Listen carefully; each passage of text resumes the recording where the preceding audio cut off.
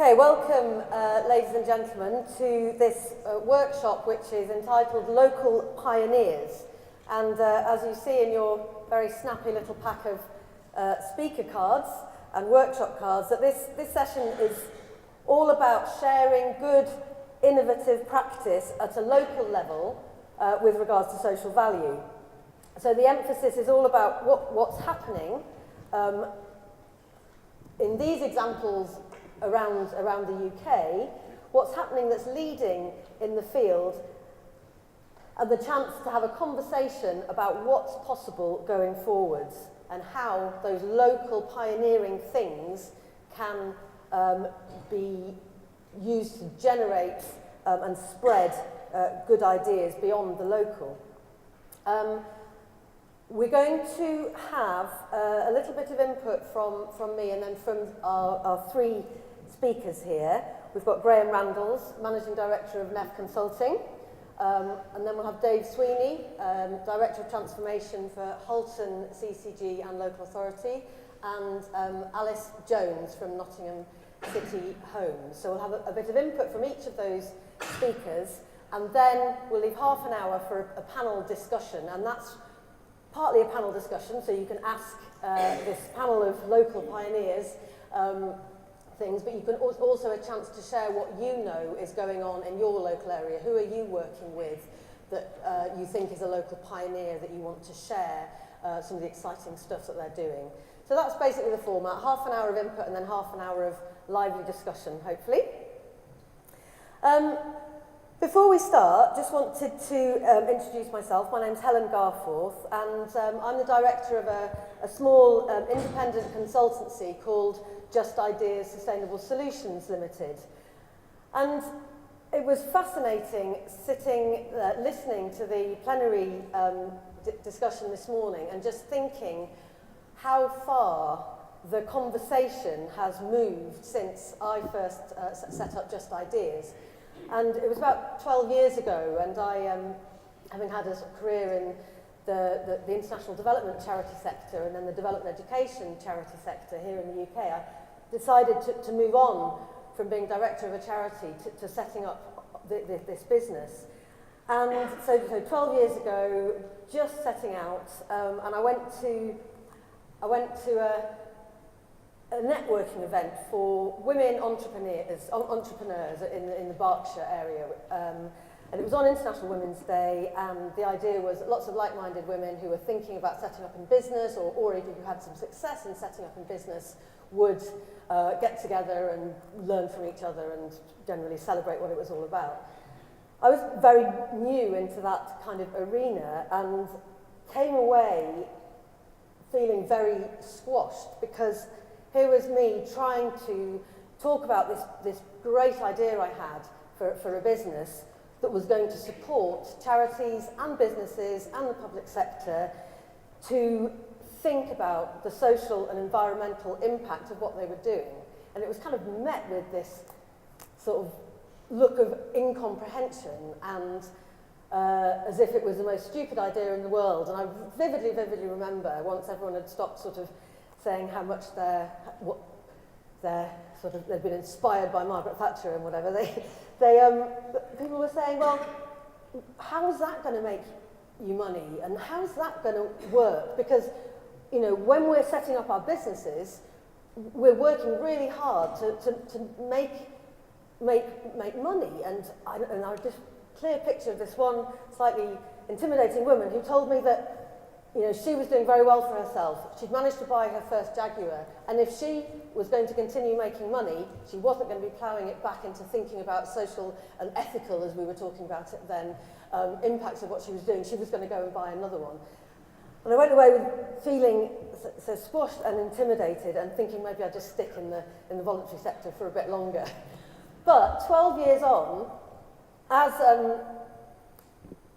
Stephen Howard said in the opening speech, now, if you say in a room full of businesses that you're trying to encourage them to think more broadly about the impact they have and how to treat your colleagues, people and the environment better, everyone says, yes, we know, we understand, that's what we're trying to do. And as he went on to say this morning, it's the how that is now the tricky bit. But the the what, the concept, the idea that you can be running a business, you can be delivering services, you can be supporting people in whatever cause your charity supports, while also thinking about the wider social, economic and environmental benefit. It's kind of a given, and we've come a long way.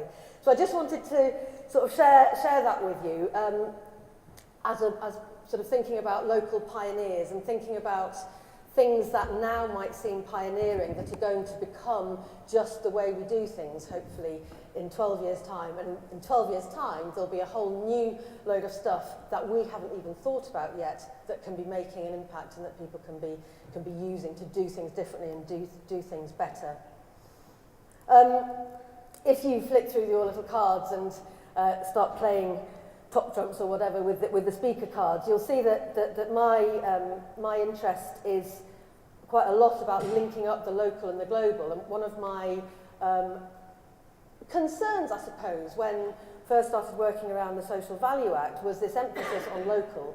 And I was sort of thinking, okay, if we're really focusing local, what happens to thinking beyond those boundaries? What happens to thinking about neighbouring boroughs? What happens to thinking about impact in the wider global community? And that sort of worry is totally dissipated by what's coming through about social value at the moment. There's obvious examples of where the environmental aspect of social value has a very obvious link to global environmental justice. You know, reducing our carbon emissions in a particular geographical location in the UK has local benefits, but it's very clearly has global benefits as well. But also the way that some of our speakers here today are involved in joining up local thinking with local thinking elsewhere as well. And I think my fears about the Social Value Act having a kind of almost a parochial sort of push is totally unfounded. But I do think it's very important that we keep thinking about joining up both the local and the national and the regional and the international, but also the thinking around social value with the thinking around sustainable development and all that kind of thing, which I'm sure is going to be quite a theme throughout today. Okay, that's enough from me. I would like to start off by inviting Graham Randalls from NEF Consulting to come and spend 10 minutes talking about what's possible at a local level. Some of the work he's been doing with local authorities, I think, is going to draw on, particularly looking to the future in the context of financial austerity. So over to you, Graham. Thanks very much.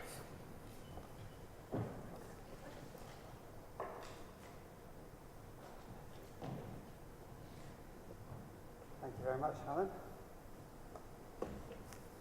Right, this is working. Well, good morning, everybody, and thanks for coming to this particular workshop. It's good to have a good number of you here in this big group. I'm going to start just by asking you very quickly, before I introduce myself, just very quickly, by show of hands, how many of you are from social enterprises? The majority by the look of it. And everybody else, anybody from local authorities? Quite a few. Any of the local authority people from procurement commissioning? Still a few, good. What about larger private businesses? Oh, we've got a handful of those as well. Okay, good, nice mix, that's good. All right, well, let me start just by introducing myself. My name is Graham Randalls, as you've heard, and I'm from the New Economics Foundation, or NEF, and my role there is I'm Managing Director of NEF Consulting, which is the consultancy arm of NEF. Now, I'm hoping that maybe some of you have heard of NEF, and I'm also hoping this slide clicker is working. Yep, okay, good. I'm going to give you a very quick whistle-stop tour of NEF, and just give you some idea of the things we've been working on, because we've been around for about 30 years as a think tank. We're an economic think tank that focuses on economics as if people and the planet mattered. So we look at economics not through the traditional mainstream lens that you hear about most of the time in the news and in the newspapers, but we look at economics as if it should be geared towards creating social value and environmental sustainability. And what would economics look like if that were the main focus? So it was founded in 1986, so this is going to be our 30-year anniversary this year. So again, we've been talking about these issues for a long, long time. We also build on work that goes back even further than that, people like E.F. Schumacher, even Robert Kennedy in the States back in the 60s. NEF Consulting, a bit more recent, set up in 2008. We've been going for just under 8 years now.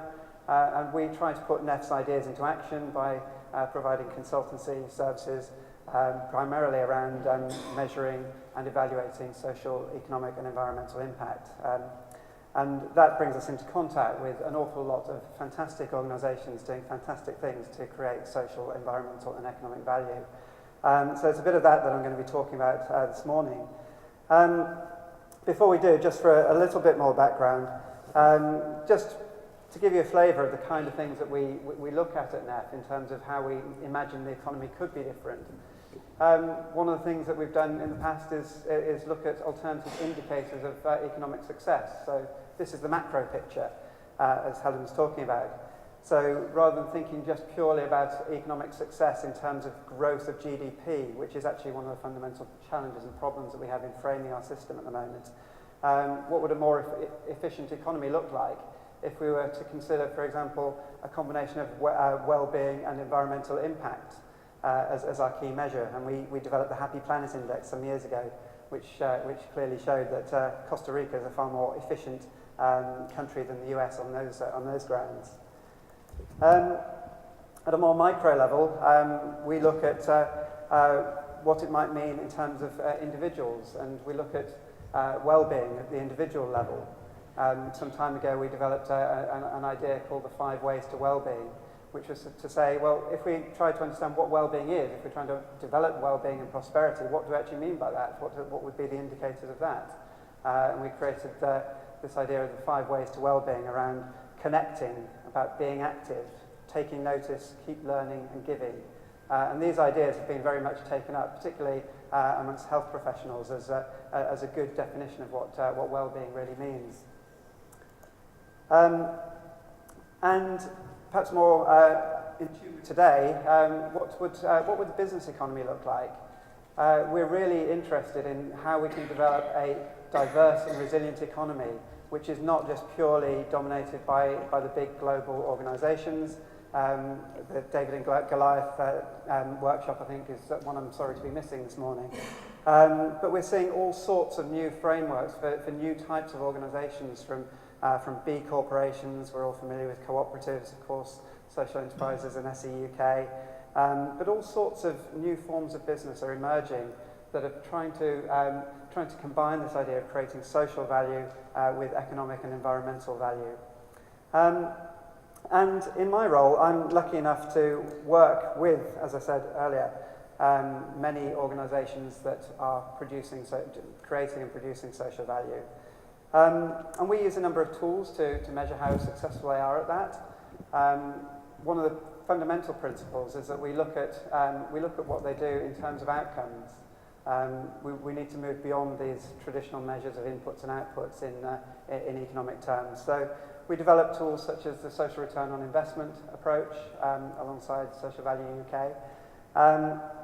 And that looks at how we might compare in a monetary way the social value that's created with the investment that's put in. So it's a very simple equation. The social return on investment, social value can be, the outcomes can be monetized. And you can compare that in the same way as you would do a financial return on investment. We also developed a tool called the Local Economic Multiplier some years ago. And what I'm finding really interesting is that tool is now being taken up much, much more by the local authorities and suppliers to local authorities. There seems to be particular interest in that in the construction and development sector at the moment. And what that tells us is how much value is being retained in local economies. So the Social Value Act has actually really inspired the take-up of this tool a lot more, because it's given local authorities in particular, and CCGs also, much more free rein to consider how social value is created in their area. And this is one way. It's only a very blunt tool, but it is certainly one way of measuring how much of the value of your contract is being retained within an area which you can define yourself. It can be within the boundaries of your borough, or you could say a 50-mile or a 100-mile radius. It's entirely up to you. We don't have to be stuck by these narrow definitions. But it's really important because it helps us understand the converse, which is how much money would otherwise be leaking out of your area through putting contracts, perhaps for big companies, again, back to the David and Goliath argument. If you contract with large organisations where you think you might be saving costs, if all of the money in your contract is then leaking out of your area to pay shareholders, which may be distributed around the globe, then is that as good as actually putting a contract in the hands of a local firm or a social enterprise? And this is one tool that shows you how those things can be compared. And very quickly, the last thing on us is just measurement again. Again, at a bigger level, looking at large organisations, we did some work with the Crown Estate to measure their social, environmental and economic impact across their entire supply chain, their direct activities and the activities of their customers, which are the businesses operating on their estates.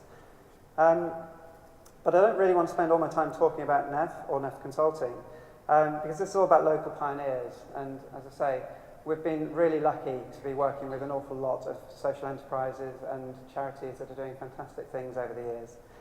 I'm going to talk about two, hopefully I've still got time. The first one is a project we're working on with the Design Council, funded by a local charity in Lambeth and Southwark called Guy's and St Thomas's Charitable Trust. And between the two, they came up with this idea of the Knee-High Design Challenge. And this really is a fantastic local pioneering initiative. So the Design Council works by identifying a particular challenge, a particular problem area, and thinking of creative ways to solve it and putting some money into those creative solutions. In the case of the Knee-High Design Challenge, they were trying to find ways to improve the health and well-being of the under-5s, specifically in Lambeth and Southwark. So they put a challenge out there to social entrepreneurs: come up with your ideas, put your ideas to us, create a business plan, and there was the nice incentive of a funding pot for it. And as the challenge progressed, the business plans were evaluated, all of the initial business plans were evaluated, many fell at the first hurdle, but there was a process of several stages as they were gradually sifted through and awarded small amounts of money for some at different stages, until finally they got down to the best 6 business plans. And they gave all of those 6 a certain amount of money to create a pilot or a bit of a proof of concept. And based on that pilot, over a further 6 months, there was another final selection of the best 3 social enterprises to address this particular challenge. I was lucky enough to get involved at that stage because our role was going to be to evaluate the outcomes of those 3 social enterprises. I got to be in the final session when they decided between the 6 and the final 3, so I felt a bit Dragon's Den about it, being on that panel, actually having a say but not really a big say. And unfortunately I didn't have the big pile of cash in front of me, which was a real disappointment. But anyway, so we selected 3 organisations that were had really great ideas for providing services that would help the health and well-being of the under-5s. And there were 3 quite different services. One was an app connecting parents with local services in the borough. The second was an art-based initiative called Creative Homes, which had people who had an art background and training going into people's homes and actually trying to encourage good habits and good behaviours amongst the children. Everything from encouraging more play to the Tooth Fairy, which was designed to help them brush their teeth more often and more regularly, to eat regularly at meal times, these kind of things. And the third one was something called Pop-Up Parks, where the social enterprise goes to certain areas and puts, for a temporary period of about 2 weeks, a park in the area using all sorts of either plastic or different materials that kids can just go along and play with and really engage with play in the outdoors in a way they hadn't done before. I'm being told about time, and I'd love to take some questions on this because it's a fantastic initiative. There are some great learnings from it, but typically we need to think creatively about solutions, and one size doesn't fit all. There are all sorts of different ways to address the particular needs. But I do want to move on before my time is fully up and talk about a second initiative.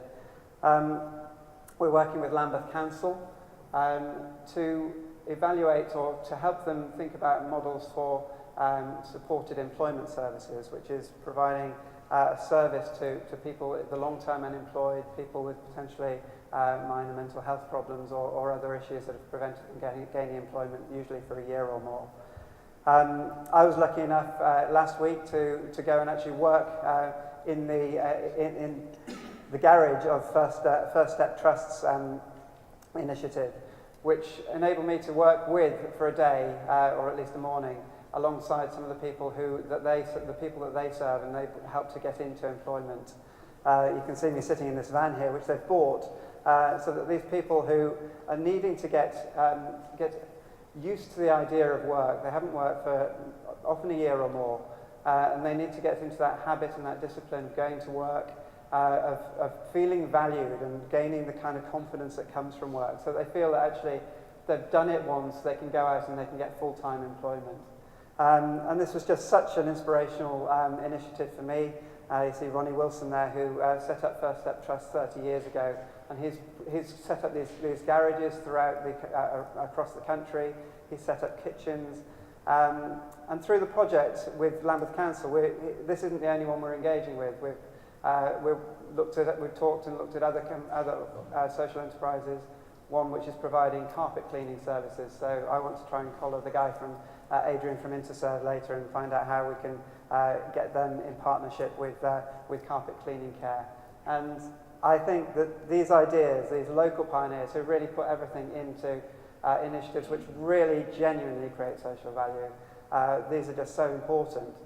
And I hope that in the conversation we can get to, well, how do we start to form those partnerships that we heard about in the plenary session between these kind of social enterprises, between procurers and commissioners, whether they're in the public sector or whether they're in public sector supply chains in companies like Interserve, because that's what these organisations need, in my view.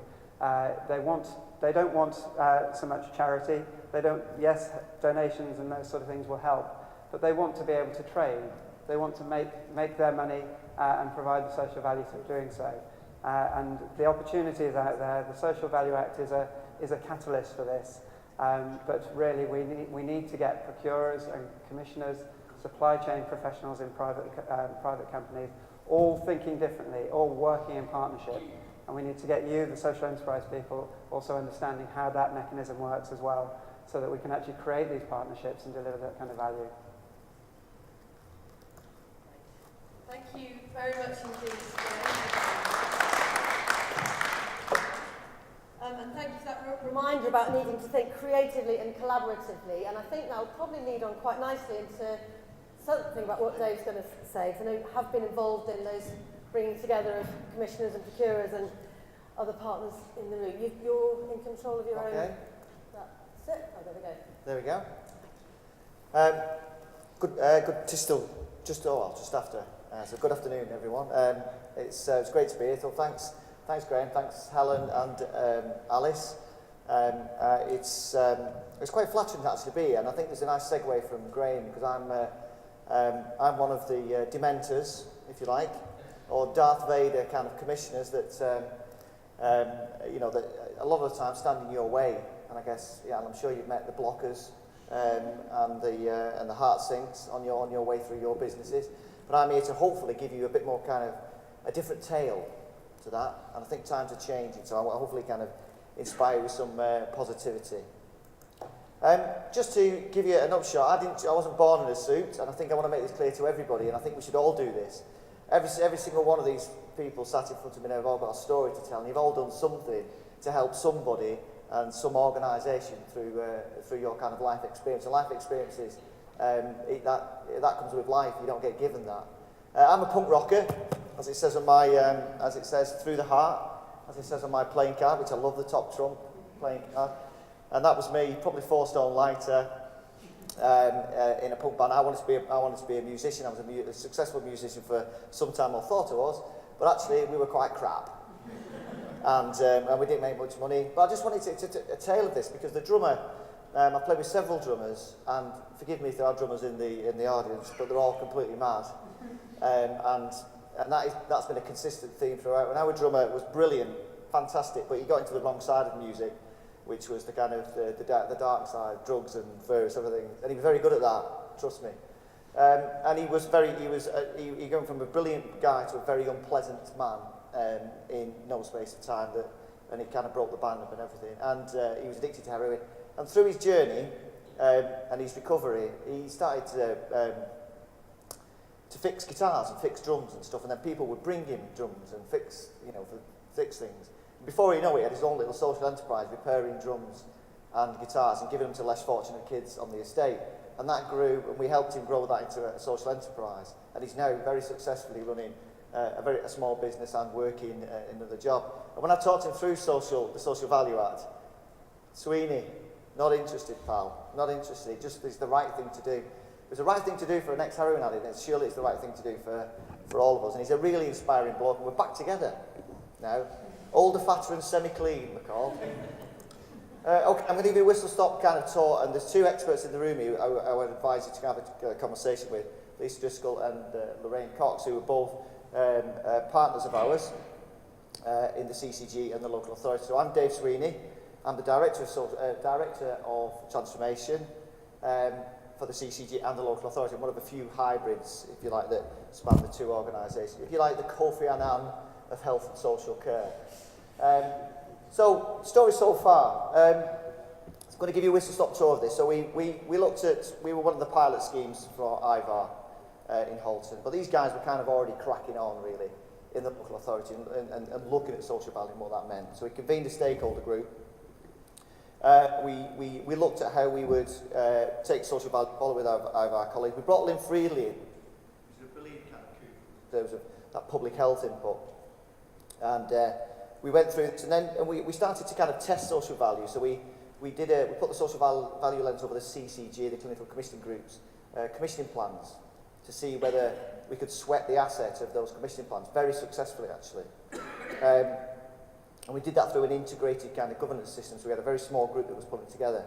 And then we went to Stormont, Belfast, asked us to come along. That was the first time I met Helen, and they hadn't adopted the Social Value Act at the time, but there was some real pressure that we put on, and we were able to kind of manifest in Belfast. And we went out on the RAS as well, which was great. We added value into the Belfast kind of drinking community.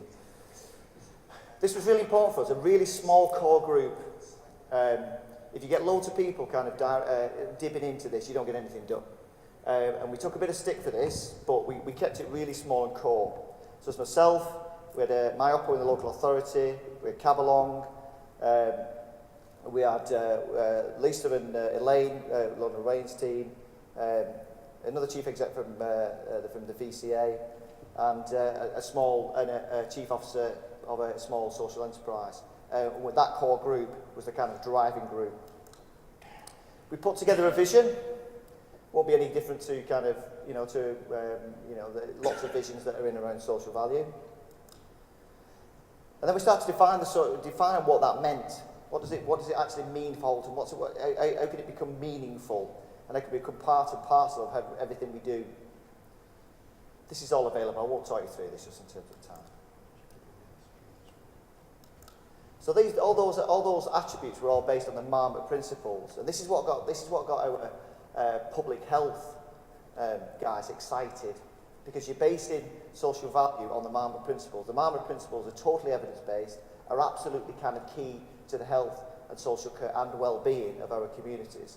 So we started to align the kind of, if you like, align policy with policy. And it started to get I'm one of these kind of free thinkers who'll just have a go at anything, okay? But I do lots of people's heads in with that. But what you've got to do is convince you've got to convince the detail people, the blue people. You've got to convince them that this is the right thing to do. And by aligning policy and KPI and all the stuff that those detailed individuals love, you start to turn the tide and you start to bring your followers with you. Something I've learned. And I've got the scars to prove that, by the way. But the more people you bring with you, the better it is. And this social value charter was signed off at governing body in the CCG, at the top of the shop at what we call COMT, Chief Officers Management Team in the local authority, and all of a sudden people are starting to talk about social value. There's a little core group of people have started, bigwigs, starting to think about what does social value mean for them and their organisation. So then we started certainly from Lorraine's team, the principle of procurement and how that starts to kind of manifest itself in procurement. And like I said, they were already kind of onto this, our local authority, we're already kind of key into this, but we started to build those principles and build some kind of priorities and themes and principles around it. And again, don't forget these are all based on the Marmot principles, so everyone's getting really excited about this at this point. So then the social value framework was built, and a policy statement, so that went out, and again, it just kind of bit by bit, building the kind of emphasis and building the policy on top of policy. If you look at some of these bits at the bottom, so the output indicators, that outcomes linked to the sustainable community strategy and Marmot priorities. What Graham was just saying earlier is in terms of what those KPIs are, they shouldn't be kind of little stingy, rubbishy type KPIs, which, you know, I'm sure all of you that got any sort of commission from any CCD or local authority in the past, a raft of KPIs that are totally meaningless, utterly meaningless to your community. Totally. You need 3 tops. Any more than 3, you throw them back. And if you base that on the principle, on the Marmot principles, it's sound. Because if you're dealing with young people, it's an early start. If you're dealing with the generally well, it's kind of keeping those generally well. It's using environments, using open spaces, those kind of things. If you're dealing with older people, then you design stuff around older people. It's not hard. We overcomplicate these things.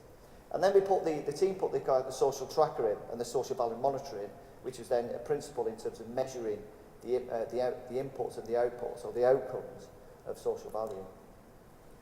So, and again, I would really urge you to speak to these 2 people over here because they're fantastic, and they put far more meat on the bones. But we've now got the kind of weighting set up, the principles in terms of procurement, and all the kind of attributes that you want to see in terms of that, in terms of aspiration for apprenticeships and various other things. I'm being rushed on, so I will carry on. Just to give you a snapshot of the stuff that's been through that weighting exercise. So, if you see the kind of vast array of different agencies and different procurements that's gone through that, it's not your kind of everyday stuff. Okay, so all our kind of local providers are kind of getting funky about this. And again, in terms of the opportunity assessment and the weighting and the measurement of that, at some point, if you've got any questions, I'll bring Lorraine and kind of Lisa in there in terms of time processing, but they've cracked it. They've cracked the measurement, they're using similar tools and using those kind of attributes, but localising that to make it more inspiring for our local providers.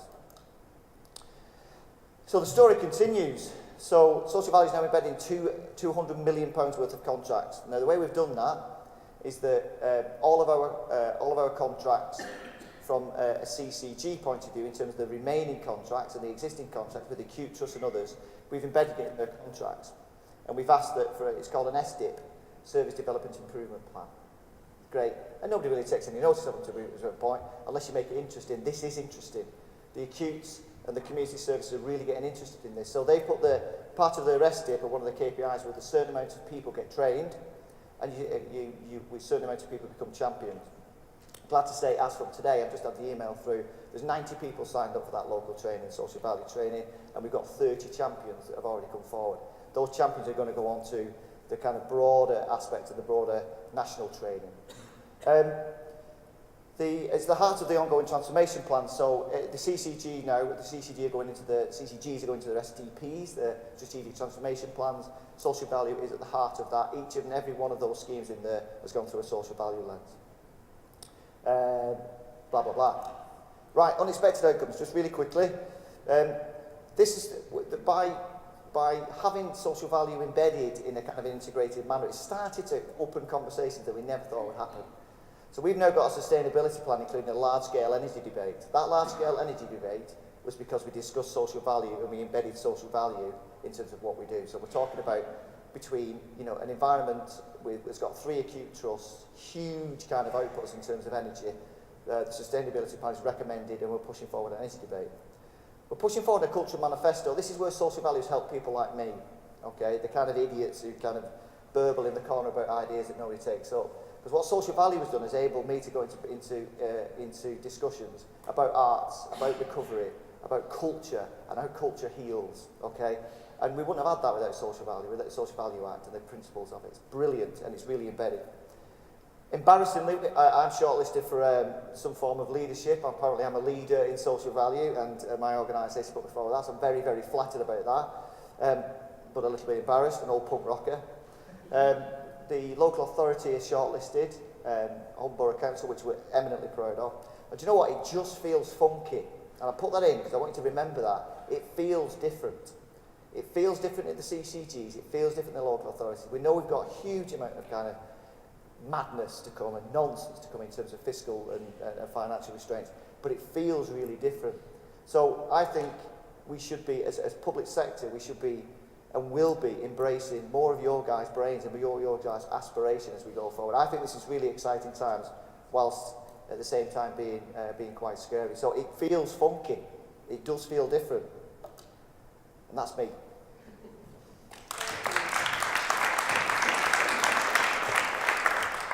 Thanks very much, Dave. I really like the idea of aligning policy with policy being funky. That's fantastic. Thank you very much. I'd like to introduce our final speaker, Alice Jones, who is from Nottingham City Homes and is going to focus on social housing providers, especially around supporting them to measure and articulate their impact. Nick? Yeah, Thanks, great. Yeah, good afternoon. I'm Alice Jones. I'm a social impact consultant and researcher. But today I'm mainly talking on behalf of Nottingham City Homes, who are a large housing provider in Nottingham. They manage around 27,000 properties on behalf of the council. And really what they're interested in is about how we can measure and show our social impact. So my presentation covers why that's important to them as an organisation, just a few examples of how we've gone about that, and then some lessons from that experience and from our sort of wider research about what we can do to move it forward and what are some of the key barriers to organisations who are trying to measure their social value. So coming from the position of an organisation that's both commissioning services and goods, but also wants to be commissioned to deliver more services and goods in the local area. So in both ways, it's very important for us to be able to show and demonstrate and evidence our social value and how we're adding to that. So yeah, as I sort of set out, I'm just going to go through today why it's important to know your social impact or social value, how we've gone about doing this, and some lessons from that experience. So firstly, looking at why Nottingham City Homes felt it was important to measure our social impact, and there's kind of two aspects for that. The first one is internal decision making, to think about how we prioritise scarce resources so that we know that we're getting the maximum social impact from that investment. So that informs our strategic approach. And the second aspect is the kind of external influencing, when we're looking to build partnerships with the potential to be commissioned to deliver services. How can we evidence the social value that we will bring? So NCH's work on measuring our social outcomes reflect that. And we take a project-by-project approach to assessing our social value. So we focus on a service area, do an assessment of the social value. So we obviously need to prioritise that resource, and we do that firstly by looking at some of the core areas of our service delivery so that we can see the social value that we're adding through the sort of core things that we do, not just the additional investment that we make, but the day-to-day running of the organisation. And that's to inform our strategy and how we invest our resources. So the first example, we conducted a 2-year impact assessment of our Decent Homes programme, which is a massive programme of capital investment in properties. It was a £187 million investment, and what we need to know is what difference is that making and how do we know? And we looked at the impact that it was having on crime and found that fitting secure windows was having a significant impact on reducing burglary levels in our properties. But we also noticed there's a potential for that to be displaced from the windows to the remaining timber doors, which are a point of weakness. So from having that data, we were able to then reprioritise the ongoing investment budgets to replace all the remaining timber doors. And this kind of approach to thinking about what's the social impact of our investment is now part of the asset management strategy. So as well as the assets and other priorities, we also think about the social value of our investment. So the other area is about understanding our social impact so that we can influence commissioners and show the social value that we deliver in areas of business development. So the example that I have for that is Nottingham City Homes have just started a pilot project funded by the CCG called Hospital to Home, where we have a housing coordinator who sits within the integrated health care teams, so that when housing is a problem that's causing bed blocking, someone can't leave hospital because their housing is unsuitable, they can facilitate a housing solution for them to speed up that movement into a suitable home. And for that to be funded in the long term, the CCG needs to know that there are not only cost savings, but that also that we're making an impact on the outcomes that they want to show through their outcomes framework. And those are social outcomes that they've stated that they want to achieve. So we're doing an impact evaluation of that scheme so that we can collect that evidence to prove the value of that scheme to look forward to future commissioning. So just to give you a quick overview of how we go about that, and I'm going to start by saying there's a whole range of different ways that you can measure your social impacts. Graham mentioned a few that NEF support and use, and it can be quite complex and off-putting, but we actually embrace that kind of variety of different methods because we find that for each project you need to think about the audience, the service that's being delivered and the purpose of that evaluation, and select the right tool to be able to show the right kind of outcomes. So we've used social return on investment, we've used the local multiplier, we've used other sort of forms of cost-benefit analysis. I was just going to mention briefly the HACT valuations, wellbeing values. So HACT is the housing think tank, and they've developed these wellbeing valuations with a leading economist. And basically, that takes the principle that an outcome has an impact on your well-being, and that you can put a financial value on that. And they've done all the calculations behind that and provided the housing sector with a set of outcomes and their financial values. So we know, for example, if we move someone to live in a good neighbourhood, they value that at over £2,000 per person. If we reduce the fear of crime in an area, the value of that is £11,000 per person, and that's the social value, the impact on their well-being. That's not cost savings or anything like that. So there's lots of tools and things out there that you can use to help you evidence that your social value. It kind of gives you that leg up. You don't have to start from scratch. There are things out there that can help you to evidence your value. These methods can be quite technical. They can appear sort of off-putting because they seem to have their own language, and you know, some of them have got complicated formulas in. But I think when it comes down to it, the principle that we found and that we come back to all the time is it's about measuring change. It's about understanding what's happened, why it's happened, and how much change has occurred. And that's the core of any sort of evaluation of social value. And we use the most appropriate evidence and data to do that, which is, as I mentioned, sort of specific to each case. So I'll give you two examples. So the crime analysis that I mentioned earlier about the impact on crime, we worked with the police to look at a large data set of burglaries across 4 years before and after the improvements, comparing it with other areas of the city that hadn't had the work. So that was a kind of large piece of quantitative data analysis that we did with those. Compared to when we're looking at our health impact, when we do more of a sort of personal surveying approach, we are working towards using lots of sort of tools that are validated by the health sector because we're trying to influence them. We'll use the language that they use. So questionnaires like the EQ5D is a physical health questionnaire. Short work area mental well-being scale is something that they talk about. Again, there's a sort of language about this, but it's about knowing what they want you to show and being able to use that in their language. So just to give you an example of how we apply this, we recently evaluated our antisocial behaviour service, and we found that using these validated tools of well-being, we were able to show that that service had a significant positive effect in improving people's emotions, their sort of day-to-day behaviours in terms of things like feeling depressed or not being able to sleep.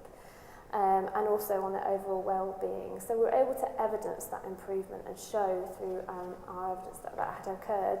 And then we could apply the HACT valuations to show the sort of financial, the social return on that investment. And we showed that that service has a net benefit of £5.3 million, and every £1 invested generates £9.90 in social return. So quite a high social return. I'm going to sort of conclude with some lessons about how we can do more and what are the sort of key challenges that I've experienced working as a practitioner in this area, and also through my research and talking to other housing organisations who are trying to implement this. And I think there's sort of two key things that need to happen for this to be successful. The first is to build what's called an authorising environment. I think that's what we've talked about a lot. It's about building those networks, I think firstly, importantly, internally, so that you have a champion at every level who understands the value of this. They can release resources, and that's time as well as money, to deliver it, and they will use those results to make changes. And that extends externally as well to building that wider partnership with other people outside the organisation, so that you're talking the same language. And sometimes with health that can be an issue, but I think we are getting there in terms of building those bridges, understanding how they define their outcomes and talking the same language. The second aspect is about giving people the tools, and that's sort of the operational capacity element of it. As I mentioned, this can be quite off-putting because it seems so complex, but we just need to come back to that central message. It's just about measuring what's changed and doing that in a way that resonates with the audience that you're trying to influence. And just a sort of really practical point, data collection can be a real sort of difficulty, a real burden, because we're not collecting the right information. As we said, we've got lots of KPIs, but they're often about customer satisfaction, they're about outputs rather than outcomes. So if we can streamline that data collection, embed into our ongoing sort of customer insights, our performance and our procurement, measures of social outcomes, and that aspect becomes much more easy to manage, and when you get to the end of the project you have that information to show the difference that you've made. So that's me really, that's a summary of what I've been through, and I hope that's been a sort of helpful practical example of how we've done it as an organisation.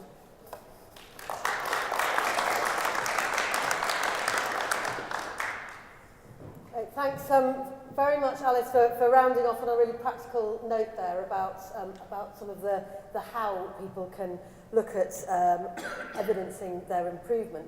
And I know that the housing sector, the social housing sector, is being considered, certainly by Social Enterprise UK, as sort of pioneering some of the practical stuff around social value. So we have heard about the importance of championing social value. We've heard about the importance of aligning different things that get people excited and policies in order to get people talking the same language around social value. We've heard about the importance of evidencing improvement against what matters to people, whether that's commissioners and procurement officers or people who are being measured or whose health and well-being people are concerned about. And we've heard some tools that can help people do that. We also have we had to start a little bit late, so it took a while to get speakers mic'd up and cameras sorted and whatever. So we have less time than anticipated for questions and discussion. So we're going to get cracking straight onto that. But I would like to have 10 minutes for that rather than the 5 before 12:30, given that we started late. Are people happy with going 5 minutes into the lunch break? Brilliant, I'm seeing nods, thank you. I haven't asked the speakers, but I'm sure that'll be fine. Right, okay, over to you. Have a bit of a reflection on what you've heard so far, and then any questions you'd like to put to the panel, or any things you would like to tell the rest of us about what's going on in your area. Who's up first? Okay, can I take, well, let's just take them individually. So 1, 2, 3 for now. Yeah, you first, madam. Hi, my name is Monica Bishop. I work in a social value business based in Stockport. So we support VSU organisations to bear and measure social value. And I was interested, fantastic talk, interested by the development that you've made. I'm just wondering if there are any sort of key lessons, specifically around health and well-being. What are the key opportunities for sort of non-traditional healthcare providers in the setting of CCG procurement? What do you see as the key opportunities there? Okay. Shall I take I think I'll take the 3 actually together, if that's all right, and then try and recap them, because I think that's going to be the best use of time. There was a lady at the back there, and then you say, yeah. Lynn Wheeler from this report in Devon. It's very much leading on actually an alternative approach to veterans with mental health issues and their families. As an aging hippie, I love the idea of being funky. I think Devon County Council and CCGs in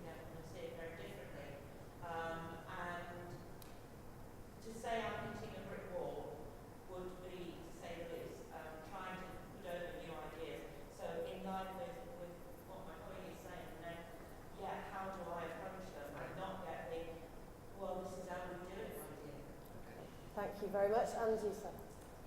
Nice to see you again. I'm that's about 5 years Oh, ago. we did, yes.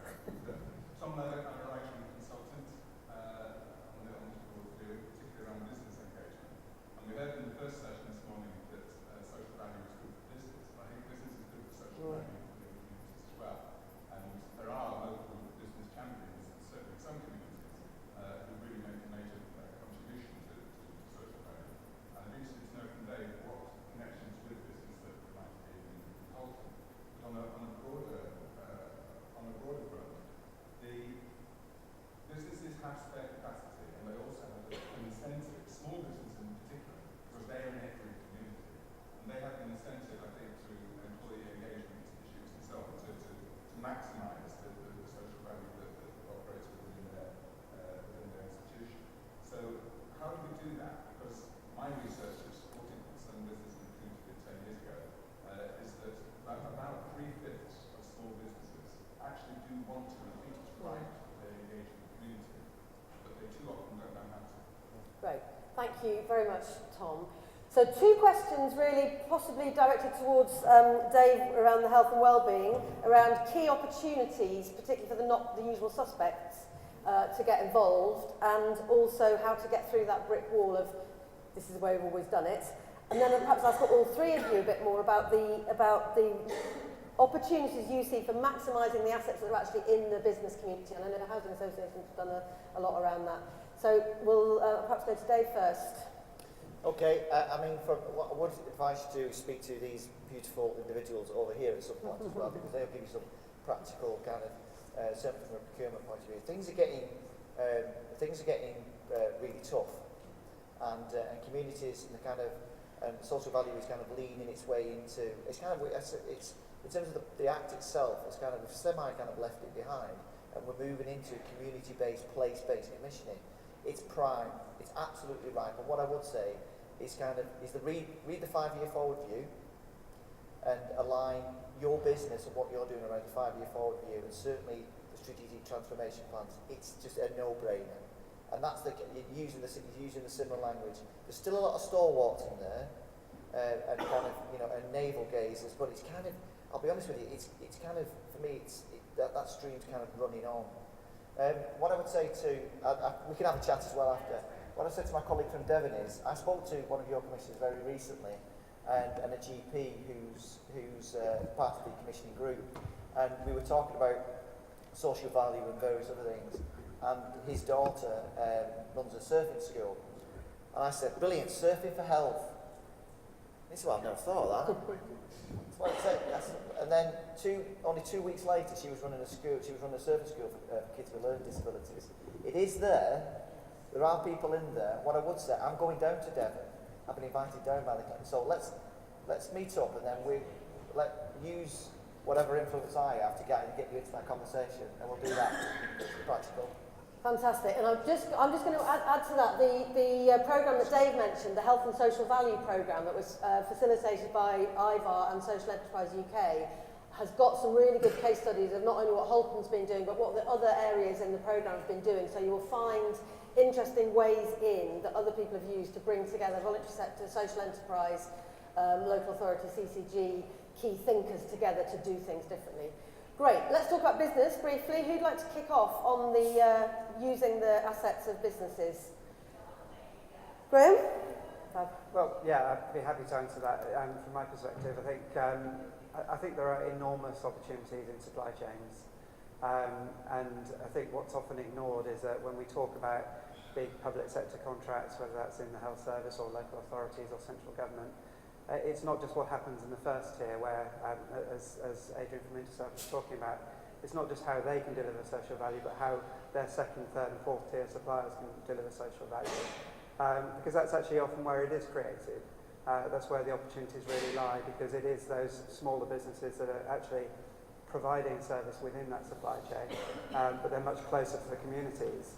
And so I think that's really where a lot of value is created.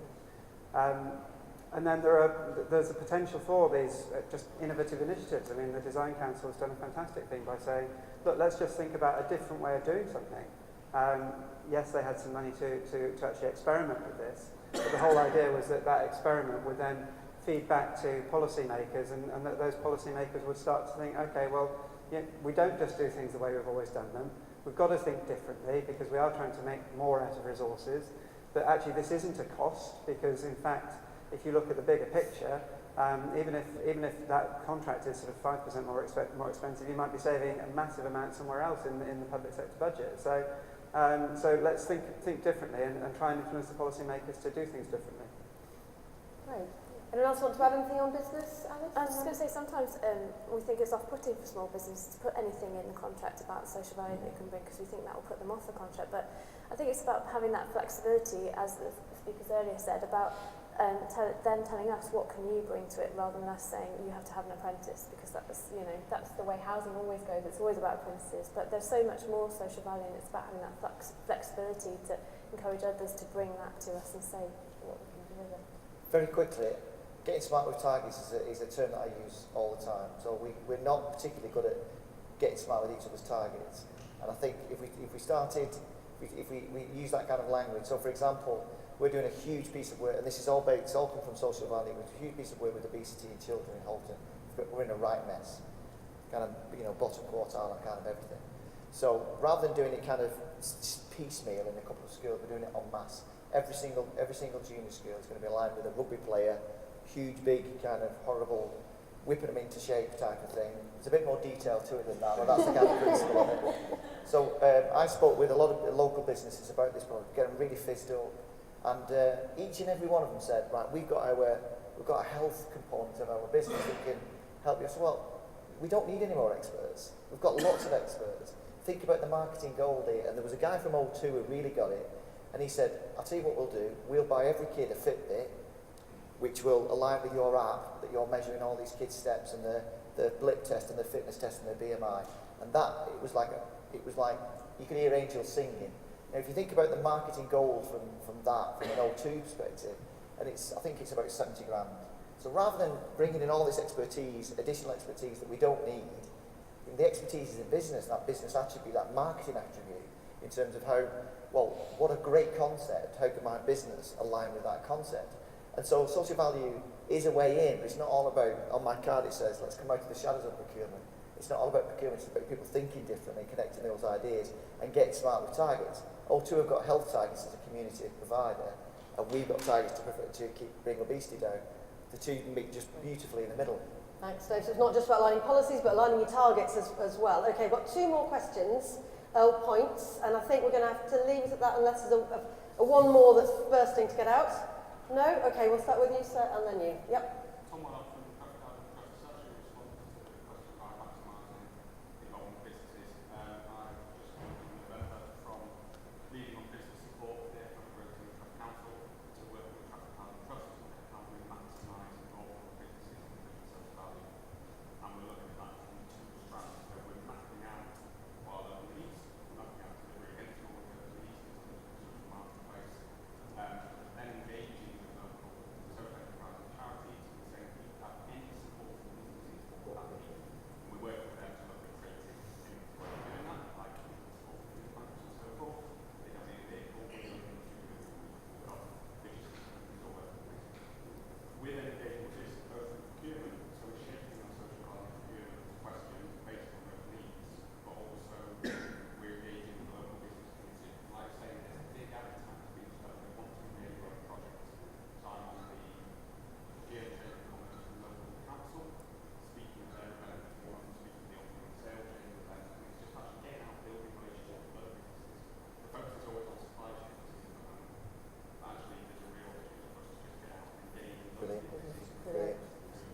Thank you very much, Tom. And your... James from Cross UK. It seems like social value is quite like a complex thing, multifaceted, and sometimes expecting individual businesses in an economy to kind of deliver rounded social value might be like too much of a big ask. But thinking, like say, an anchor institution that's procuring, thinking about it like an ecosystem, and like maximising social value within an ecosystem from different combinations of business and practice, which I think what we just kind of talked about for now anyway. If we think about that, maybe, rather than trying to expect each individual business to deliver rounded social value. Yeah. Spot on. Anyone want to sort of add anything to that idea of that sort of systems thinking around social value rather than individual bits. And we've heard a lot about relationships and relationships outliving contracts by millions of years, well, tens of years. So yeah, any last gems of wisdom on that sort of systems approach? I think it naturally has to be that the social value that someone brings to the situation has to be aligned to what they're doing. So you can't expect them to, as you say, deliver all aspects of social value. It's about allowing them to deliver the best kind of social value they can bring that's aligned to what they're doing. Yeah. And that can possibly often mesh with what other people, or complement with what other people are doing. I like the term whatever floats your boat. You know, and I think, you know, and different businesses, boats will be floated by different things. And it's harnessing that, and but I mean, you know, Devo Mank is bringing a lot of things, but if he's bringing that kind of thinking, then that's absolutely superb. And it's a conversation, it's a relationship, it's a brew, it's a pint, it's whatever you do, but it's about us, all the sector getting out and having a bigger conversation with a lot more people, and it's starting to happen, I think. Right. Okay, we will call it a day there. Thank you very, very much, everyone, for your participation. Thanks once again to our speakers. And I'm sure there'll be lots more conversations about this over lunch, and this message coming through that as long as the people with these different perspectives and different assets and different things they can offer get the opportunity to talk together, then that's a good step forward. So thank you very much and enjoy your lunch.